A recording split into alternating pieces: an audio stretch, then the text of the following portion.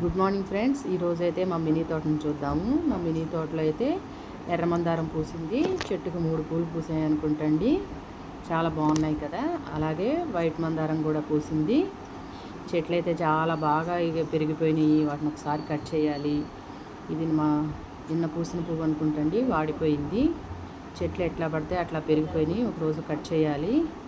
మా ఇంట్లో అయితే చాలా చెట్లు ఉంటాయండి. నాకు చెట్లు పెంచడం అంటే చాలా ఇష్టము. వైట్ మందారం చాలా బాగుంది కదా. ఇది తెల్ల మందారం నిన్న పూసింది అనుకుంటండి, కట్ చేయలేదు. కనకాంబరాలు చూడండి ఎంత బాగున్నాయో. నాకైతే పూలు కోసి పెట్టుకోవాలనిపించదు, చెట్టుకుంటేనే చాలా బాగుంటాయి అనిపిస్తుంది. చాలా బాగున్నాయి కదా కనకాంబరాలు. అలాగే ఇది స్నేక్ ప్లాంట్ అండి. ఇది వచ్చేసి తులసి మొక్క, చాలా బాగా పెరుగుతుంది. ఎండాకాలం అయినా కూడా నేను రోజు వాటర్ వేస్తూ ఉంటాను. ఇదేదో మనీ ప్లాంట్ అండి. ఇవన్నీ ఎక్కువ శాతం నేను మందార పూలే పెట్టానండి, బాగా ఉన్నాయి.